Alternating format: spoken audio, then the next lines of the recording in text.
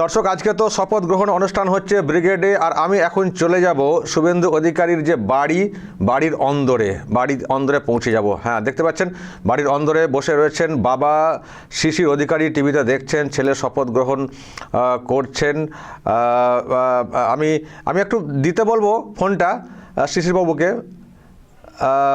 জানি এটা খুব আবেগের মুহূর্ত। ফোনটা একটু দিন তো, একটু কথা বলি। যিনি ধরে আছেন ভিকি, শিশিরবাবু শুনতে পাচ্ছেন? শিশিরবাবু, কালকে কথা হচ্ছিল আপনার সঙ্গে, আজকে খুবই গর্বের মুহূর্ত। কি বলবেন? ছেলেকে শপথ নিতে শুনলেন টিভির পর্দায়, কি বলবেন?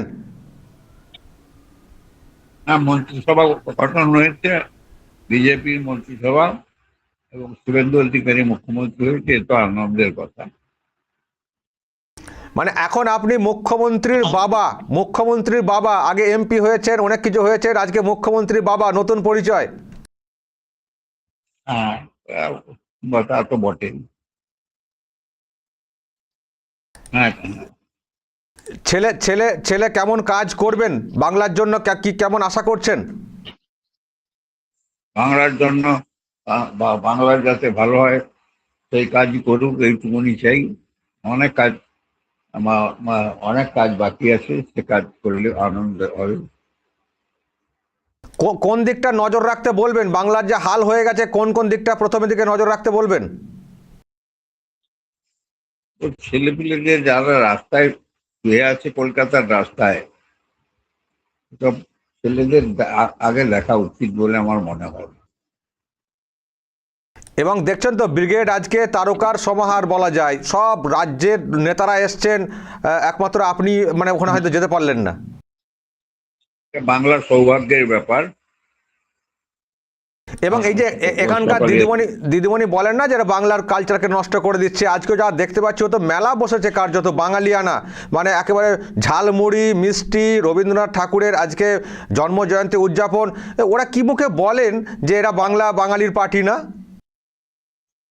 ওর কথা বেশি উত্তর না দিয়ে, আজকে একটা বাংলার শ্রেষ্ঠ দিন, বিশ্বকবি রবীন্দ্রনাথের জন্মদিনে তাকে পূজা জানিয়ে প্রধানমন্ত্রী সহ মন্ত্রিসভার সদস্যবৃন্দ, দেশ নেতাগণ বাংলার এই শপথ অনুষ্ঠানে উপস্থিত থেকেছেন। আমি সকলকে ধন্যবাদ জানাচ্ছি, এবং বাংলা যে ভারতবর্ষে তার অন্যতম স্থান আছে, সে স্থান আজকে প্রমাণিত হয়েছে। ওকে, আপনি দেখুন। ওকে, অসংখ্য ধন্যবাদ। শিশির অধিকারী অনলাইনে সরাসরি ছিলেন। দর্শক, দেখছেন আপনারা কলকাতার দিকে যে শপথ গ্রহণ অনুষ্ঠান চলছে, ঐতিহাসিক মুহূর্ত। আমি বাড়ির ছবি দেখালাম, কালকেও কথা বলেছিলাম শিশির অধিকারী বাবুর সঙ্গে। তো আজকেও সত্যি ওনার কাছে খুবই গর্বের বিষয় যে এরকম একটা মুহূর্ত, ছেলে মুখ্যমন্ত্রী হয়ে গেলেন। এখন মানে কেমন কাজ হবে, এবং উনি যেটা একটা খুব মানে যা বললেন তার মধ্যে খুবই গুরুত্বপূর্ণ একটা কথা শিক্ষিত যুব সমাজের কাছে, সেটা হচ্ছে যে যারা রাস্তায় বসে আছেন তাদের কথা ভাবতে হবে। সত্যিই বসে থাকা ছেলেমেয়েরা তারাও একটা আশা নিয়ে আছেন যে সরকারটা ছিল সেই সরকার তো কাজ করেনি, তো মানে ওই রকম তো কাজ হয়েছে, কাজের থেকে দুর্নীতি বেশি হয়েছে, ফলে এর কিন্তু একটা সমাধান করতে হবে। তো সমাধান তো হবেই, কারণ শপথ নিয়েছেন শুভেন্দু অধিকারী মুখ্যমন্ত্রী হিসেবে। আমি আপনাদেরকে একটু শোনাবো মুখ্যমন্ত্রীর হিসেবে শপথের যে বিষয়টা, সেটা একটু শুনিয়ে শেষ করব। নজর রাখুন। झरना फूट पड़ा है, आशाओं के गीत उभर रहे हैं। आज शांति की इस पवन में अमर पुष्पों की साथ सुगंध बह रही है। আমাদের মধ্যে মাননীয় প্রধানমন্ত্রী, তার একদিকে রয়েছেন শ্রী শ্রমিক ভট্টাচার্য, সঙ্গে রয়েছেন সিএম ডেজিগনেট শ্রী শুভেন্দু অধিকারীজি। আমি শুভেন্দু অধিকারী ঈশ্বরের নামে শপথ করিতেছি যে বিধি দ্বারা স্থাপিত ভারতের সংবিধানের প্রতি আমি অকৃত্রিম নিষ্ঠা ও আনুগত্য পোষণ করিব। আমি ভারতের সার্বভৌমত্ব ও অখণ্ডতা রক্ষা করিব। পশ্চিমবঙ্গ রাজ্যের মুখ্যমন্ত্রী রূপে আমার কর্তব্যসমূহ নিষ্ঠাপূর্বক এবং বিবেকসম্মতভাবে নির্বাহ করিব, এবং ভয় বা পক্ষপাত, প্রীতি বা বিদ্বেষ রহিত হইয়া সকল শ্রেণীর জনগণের প্রতি সংবিধান ও বিধি অনুসারে ন্যায় আচরণ করিব।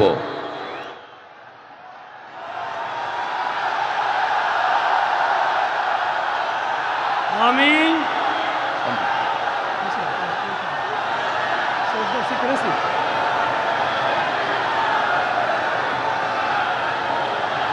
আমি শুভেন্দু অধিকারী ঈশ্বরের নামে শপথ করিতেছি যে পশ্চিমবঙ্গ রাজ্যের মুখ্যমন্ত্রী রূপে যে কোনো বিষয় যাহা আমার বিবেচনার জন্য আনিত হইবে বা আমি জ্ঞাত হইব, তাহা মুখ্যমন্ত্রী রূপে আমার কর্তব্যসমূহের যথাযথ নির্বাহের জন্য যেরূপ আবশ্যক হইতে পারে তদ্গতিকে আমি প্রত্যক্ষ বা পরোক্ষভাবে কোনো ব্যক্তি বা ব্যক্তিগণের নিকট জ্ঞাপন করিব না বা প্রকাশ করিব না।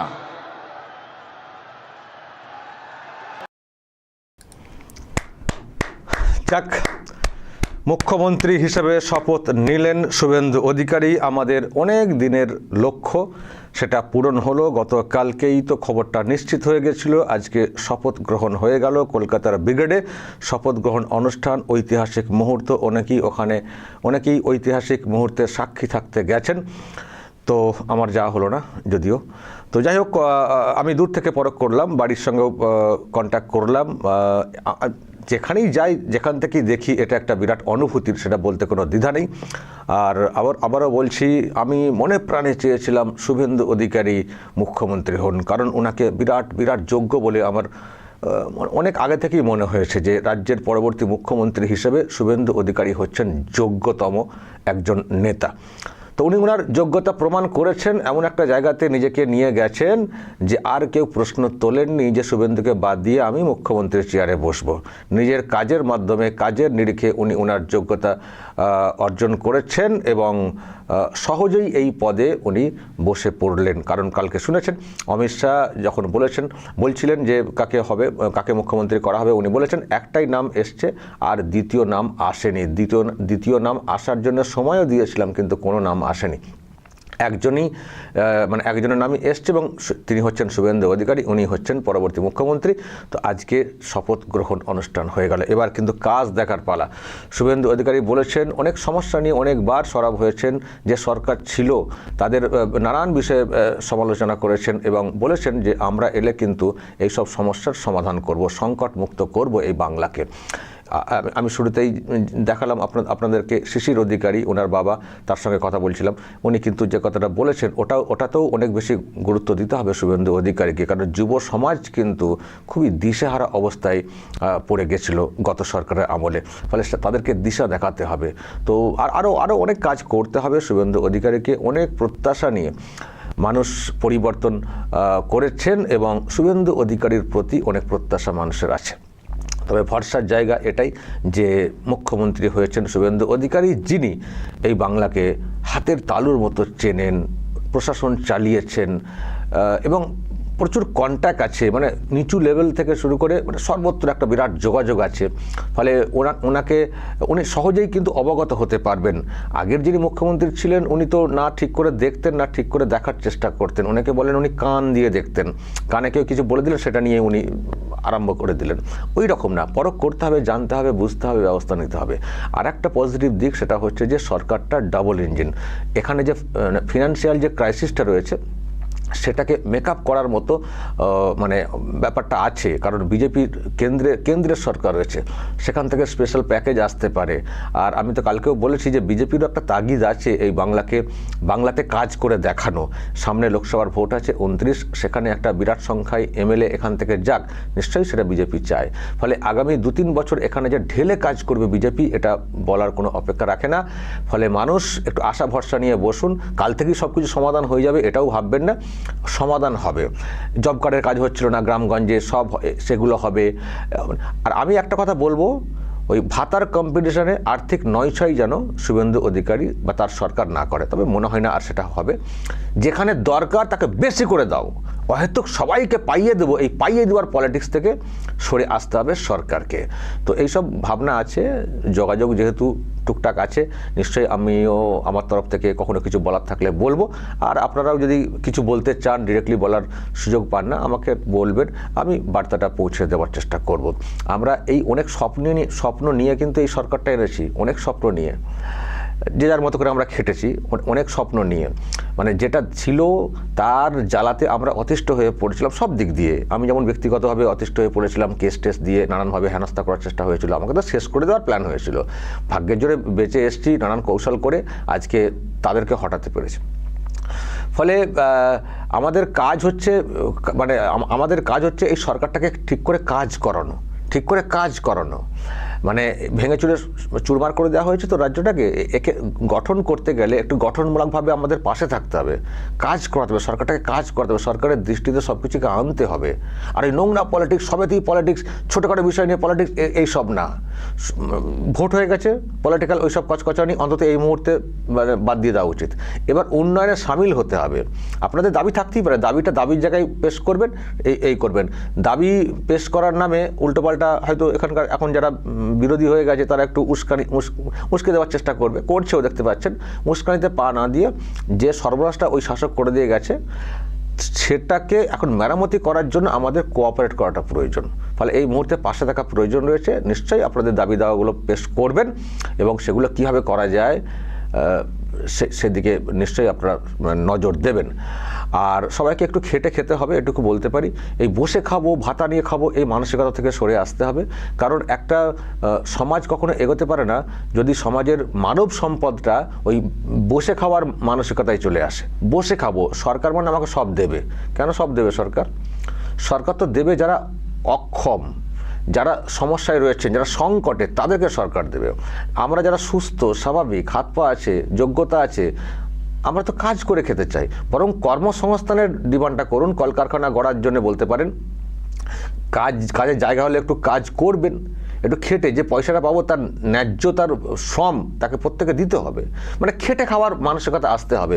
সবাই যদি আমরা মেহনত করি, সরকার মানুষকে সহযোগিতা কেন করবে? আমি তো আগেরবার অনেকবার বলেছি, সরকার কোন মানুষকে সাহায্য করবে? সরকার যারা অক্ষম, আবারও বলছি অক্ষম, যারা পারেন না, যারা অনেকটা পিছিয়ে রয়েছেন, যারা একেবারে উঠতে পারছে না, তাদেরকে টেনে আনার জন্য সরকার সাহায্য করবে।